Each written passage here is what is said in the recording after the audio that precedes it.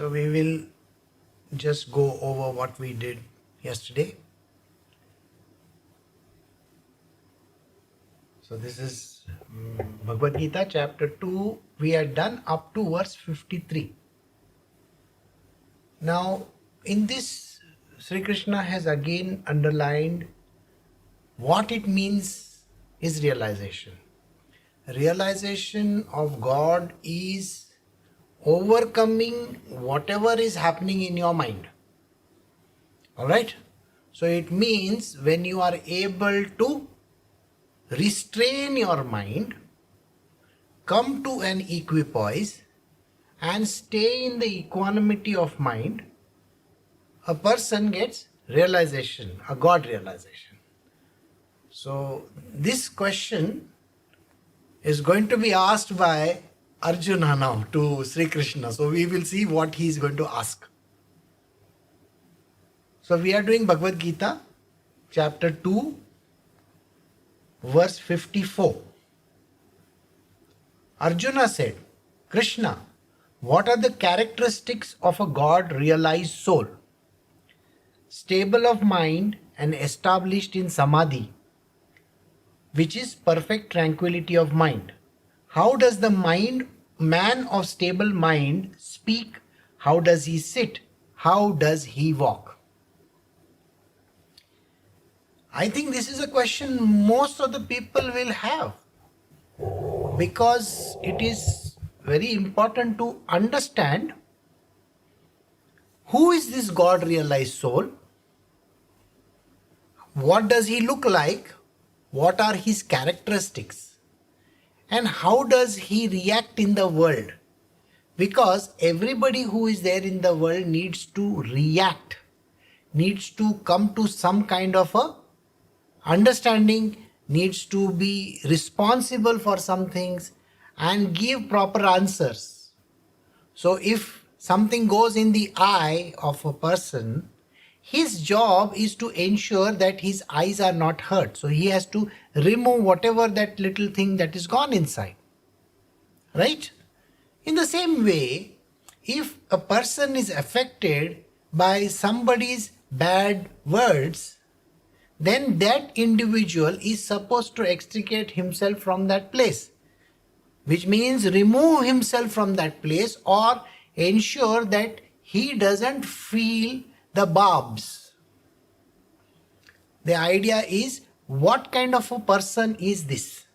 So Arjuna has asked, what are the characteristics of a God realized soul?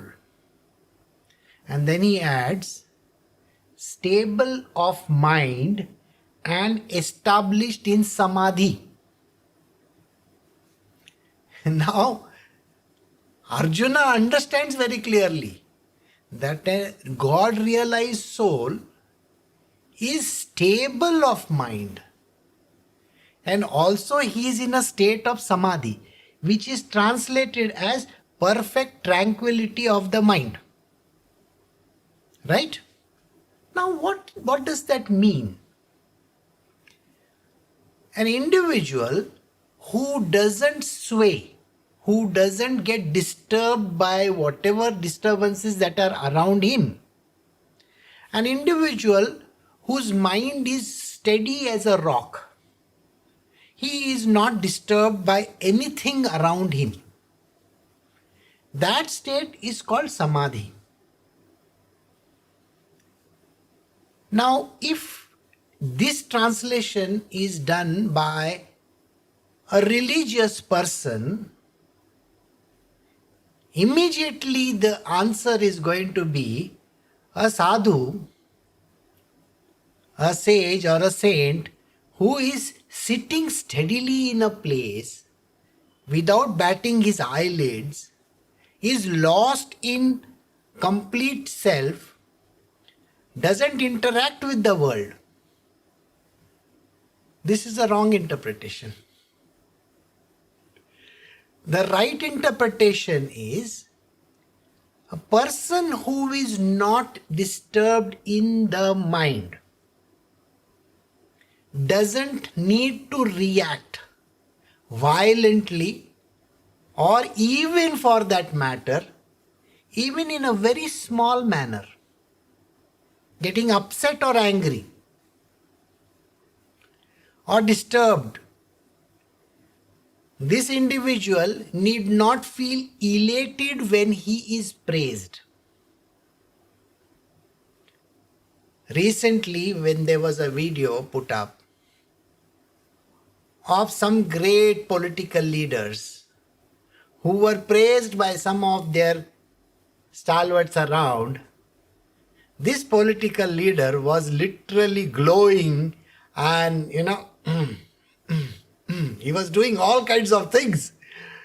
It clearly shows that it has affected him. See, please remember this. An individual who is self-realized need not react. His job is to be tranquil. He should not be feeling mighty pleased or upset. Especially, he should not fall into the trap of anger and then create some kind of a ruckus. He's not supposed to do that. So this God-realized soul is stable of mind. In this sentence also, Shri Krishna is telling us through the mouth of Arjuna that even the highest of the realized souls have a mind. So don't be under this misinterpretation that there is no mind. The idea about no mind also has to be understood very objectively. How does that work? When an individual says no mind status, it means he has been able to decimate the mind. The mind is still there, it is enclosed, but it's not reacting. It is stored in the refrigerator, a cool place, not to be used when something happens. Here I will give you a very important sentence. The things which happen to us without our interference, and they come about by the will of God, very easily are God's way of doing things in our life. But if we force ourselves and get and insist on doing certain things, then that is your mind at play. So when your mind is at play, you are nowhere near realization. So now Arjuna is asking, how does this person sit, talk, do all kinds of material worldly jobs? So now let us understand from Shri Krishna what is there. We are doing Bhagavad Gita chapter 2 verse 55. Shri Bhagwan said, Arjuna, when one thoroughly casts off all cravings of the mind and is satisfied in the self, through the joy of the self, then he is called stable of mind. Shri Krishna is explaining, when one thoroughly casts off cravings of the mind. Do you know mind has all kinds of cravings, which are basically called desires. I want to know. Most important desire. I want to know. What do you mean by I want to know? The reason why this happens is because it is called ignorance. Every time when a person says, I want to know, that means his knowledge is lesser. Now look at a person who is enlightened. He is never going to say, I want to know. Because he knows. It's a simple answer. When a person knows, why would he want more answers? Now let us take an average human being. Suppose you see someone wearing some nice clothes. Your immediate reaction is, where did you buy? What is the cost of it? Is it imported? Or is it made over here? And the immediate question is it made in China? So these are the questions which immediately arise in the minds of a person. Similarly, if you go out and you see someone is having a small dog which looks very strange. Now you might not have seen this kind of a dog in India. Your immediate question is, what is this dog? Where did you get him from? Is he a pure breed? Is there anybody who is selling these dogs? I mean, this is basically how the world goes, isn't it? So your curiosity is aroused. You want to know. There is no peace in the mind. In India today, something strange has happened. We had a 2000 rupee note. The government of India has said, you have to finish off these notes, give them away to the bank. No longer is it going to be a valid note. After some time, maybe at the end of this year or something like that, they have said return the notes to the bank before this September. That has caused a lot of issues here. People should have gone to the bank to deposit the note. But they have not done that. On the contrary, something strange has happened. People have gone to stores which are selling items which are very, very expensive, so that they can palm off the note to that person. So they have gone and bought gold jewelry, they have bought cell phones, they have bought different kinds of televisions. People have gone and spent money because they had this 2000 rupee note. Now, this itself caused so much of upheaval in the mind of a person. Imagine having even a single note. Do you know how much of a problem you are going to have? How am I going to give it to the bank? What are they going to say? Will they take down my name? As if you are doing some great crime. But mind is a cauldron of all kinds of, things going on. It is literally telling you, you got to do something. And this is the place where the mind reacts violently. It wants to come up with answers. And these answers are, first they raise the question, what am I supposed to do? What will happen? How are things going to be? These what, when, where, why, how, these questions are always there on top of the mind.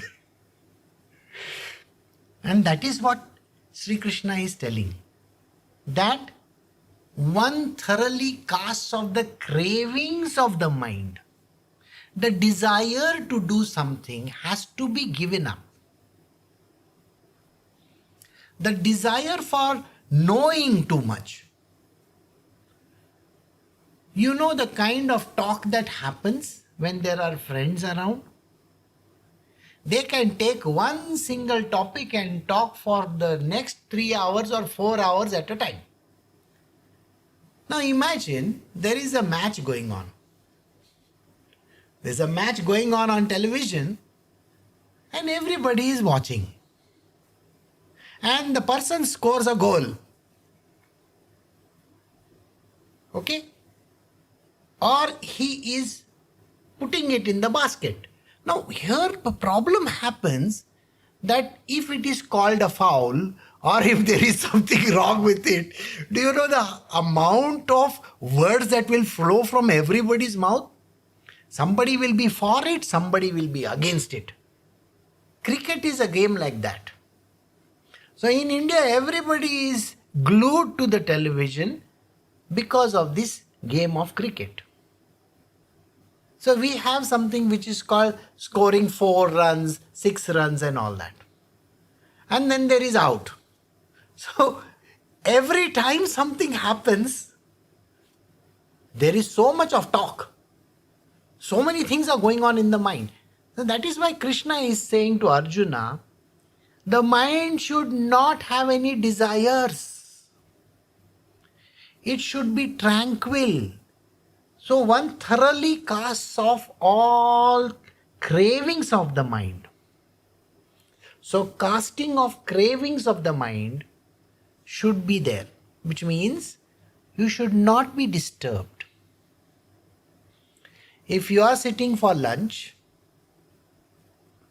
and if you are not served something which is very, very delicious or tasty, but your neighbor is served, immediately your mind goes out saying, what happened? Why didn't you give me? Or as children, you have seen when the children are sitting at the breakfast table and one child is served more than the other, immediately the reaction is, why is he getting more than me? The reaction is there. Likewise, any place that you go to, the mind is constantly reacting. This reaction should not happen. So a realized being doesn't have any desires. All the desires have been fulfilled. He doesn't want anything. There is no interaction happening in the mind when anything happens in front of him. So that person is a realized person. He is lost in the self. We have done in the previous lessons, what is the self? So the self is everything.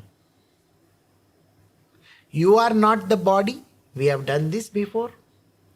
You are the self. That also we had done.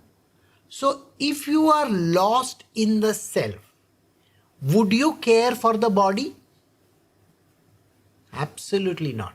So you are not going to be disturbed in the body if something is happening around the body.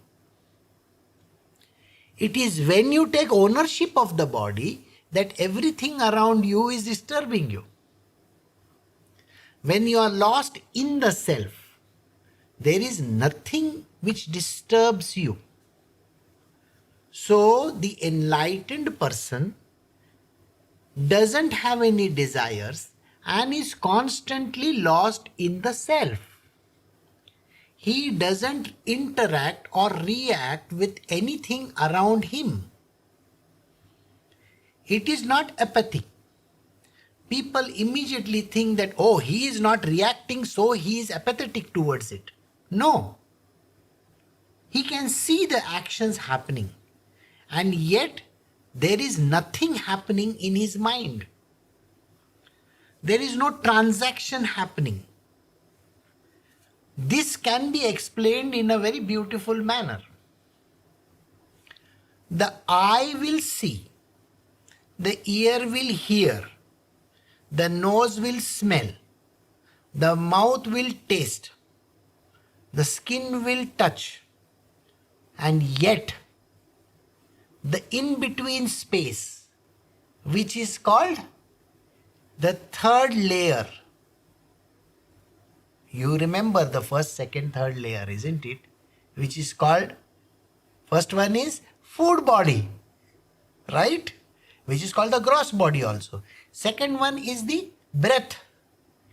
And the third one is called the mind. The fourth one is the intellect. And the last one is the happy. So in between, there's two on this side and two on this side. The one in the middle is called the mind body. If the mind body is like a vacuum, then whatever happens outside doesn't enter inside. Got it? So there is no reaction if anything happens and the eye is seeing it. So if the eye sees something, yet there is no reaction because the mind body has been decimated. The sheath in between is the mind. That itself is decimated, it doesn't interact, so there is a vacuum in between. This is what you got to do. For getting enlightenment, you do not need to interact with anything that happens outside. Here I will give you a small rider. If your eye is seeing something, or something falls into your eye, don't say I am not going to react to it.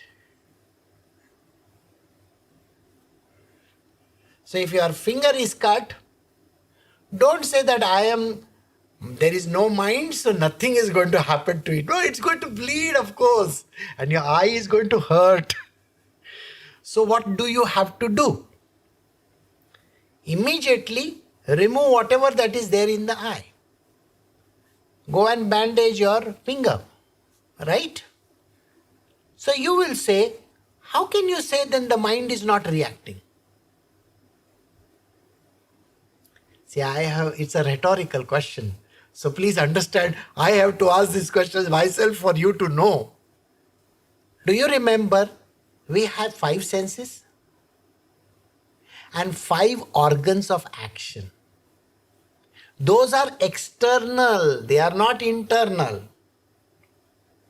The hand which is going to remove something from your eye is external. It is connected to the food body. You are going to tie a bandage. That is also external. It is nothing to do with mind. It is a reaction which happens instantly. Do you want to know how this happens? Stand in front of someone and just do like this to that person and see what happens. There is an instantaneous reaction. The instantaneous reaction is, don't do anything to me. Now I'm asking you, did the mind interact over there? No. It is not the mind. It is the instinct that reacts. Remember, instincts are there with animals also. Mind is not there. Instincts are there. So whatever happened to the body immediately interacted. So it is instantaneous. No reaction from the mind means that happened on its own. Did you get it? Mind is not coming in play. So that is the reason why if there is a reaction that is to happen, if it happens on its own, because of instinct or whatever other reasons, that reaction is not counted as karmic action. No mind, happens instantly. Remember that. So, he is then called stable of mind. So this person who doesn't interact is called stable of mind. So we move to the next verse then. We are doing chapter 2, Bhagavad Gita, verse 56. The sage whose mind remains unperturbed amid sorrow, whose thirst for pleasure has altogether disappeared, and who is free from passion, fear and anger is called stable of mind. So Shri Krishna is very clearly saying, who is a sage? A sage is a person whose mind is unperturbed, which means he is not disturbed with anything. That person is a sage. Does a sage need to have long hairs, have a big beard, wear orange color clothes, and have some, something over here? No, there is no need. A sage can be a corporate czar also. So a sage can be anywhere. Only thing which he is supposed to do is he should not be disturbed with anything, unperturbed. He is not at all reacting to anything amid sorrow. So if there is something which is gone bad, if there is some sorrow in the life of a person, somebody is dead, somebody has hurt himself, this person should not be upset. So everybody dies. So what is the big deal? Everybody gets hurt. Someone has some diseases, somebody has some problems. So what is the big deal? Why are you getting so upset? So if you want to be a sage, don't get so much carried away by what happens around you. So become unperturbed. If somebody says something to you also, you don't need to react to that person. Just listen to it carefully. Do what is necessary and keep quiet about it. That is a sage whose thirst for pleasure has altogether disappeared. So there is no thirst for any pleasure whatsoever. There are different kinds of pleasures. The pleasures which are connected to the mind are different than the pleasures connected to the body. I'm sure you know that. You know the pleasure connected to the ear, listening to good music, right? Listening to your own praises, good music. Yes, of course, somebody is praising you, sounds like very good music. So, this is what we got to do. Don't react. Even if you are listening to the music, even if somebody is praising you, you don't have to show your smile over there. Just listen to it. You got to have a tranquil face. There is no need of showing, oh, wow, this is so good. Now, those who have gone for all these music shows, have you seen the crowd over there? You see, everybody is jumping up and down. And the person comes on the stage also, they will start jumping and calling out and whistling and doing all kinds of things. And when the person starts with the first note itself, just the guitar getting played, everybody goes, yeah, like that. What is this reaction? Now imagine a sage is standing over there. He will just be standing over there doing nothing. So it doesn't react. He doesn't do anything. So the person is unperturbed. So anybody who is having thirst for pleasure is distracted. Pleasure or pain, whatever it might be, a person is distracted the moment something happens. The moment there is a problem, this problem creates the disturbance in the mind. What is the disturbance there? Oh, something has happened.